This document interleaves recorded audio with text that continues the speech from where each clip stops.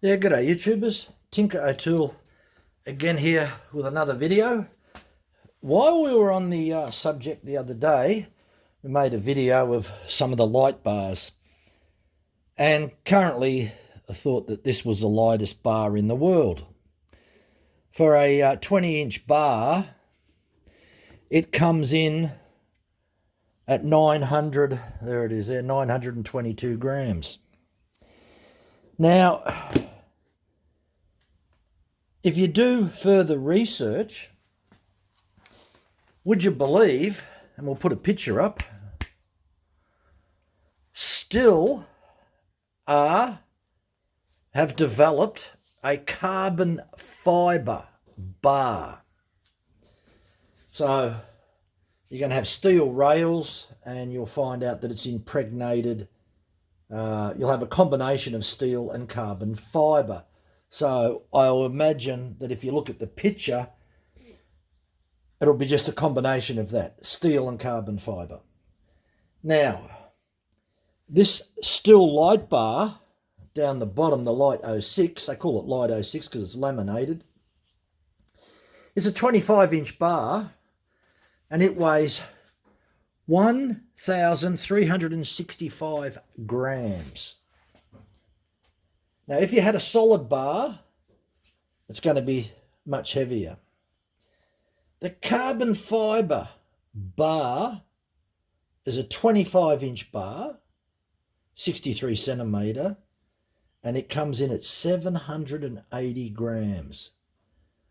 That is almost half the weight of this. That is unbelievable. Now, you might say, where would you ever want to use a bar like that? And they're around about $300. But that's nothing compared to if you're a professional tree lopper. Sometimes you see them high up in cherry pickers. That type of bar is going to be extremely lightweight.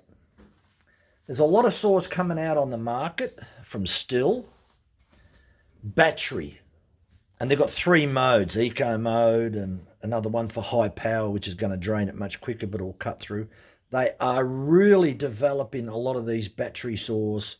And I've got one. And it lasts for about 40 minutes, chopping anywhere from about 2 to 3 inches.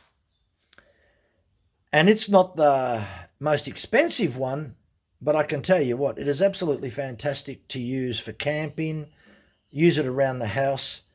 And if you're up in a cherry picker and you need to chop off small stuff, it would work fantastic. Because that's what they do a lot of times in a cherry picker. If they're going to drop a tree and it's a bit of a tight spot, they start dropping branches off first. It's fantastic if you're using a battery operated chainsaw and if you've got a light bar as well. But where I would say the future of the carbon fibre light bars could be in people that are chopping down very, very large trees with long bars in excess of 60 inches in length.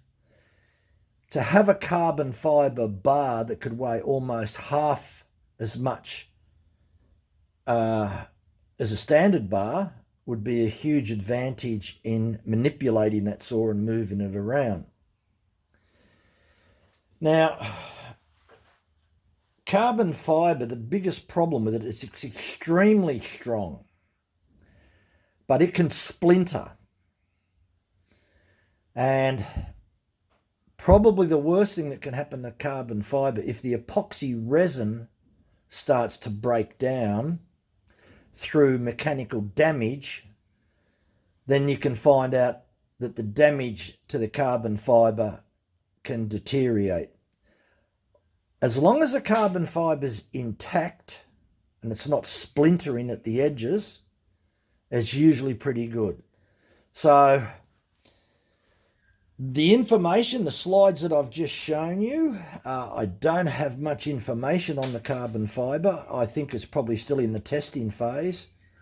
But it's going to be interesting to see what happens in the future with this type of carbon fibre bars. They're certainly not going to be for the average Joe blogs. They're going to be for the professional people that are seeking lightweight for whatever reason. And the only thing that I can think of, you may be up in a cherry picker, or you may be chopping down something really big and you need a big long bar that's lightweight, and that can make the job a lot easier, especially if you're doing this stuff on a regular basis. Having the best available equipment is essential if you're doing this type of work for a living. Anyway, that's the latest that I found out. If anyone knows anything else about these carbon fibre bars, yeah, please drop us some information on the comments. Thanks for watching. Bye for now.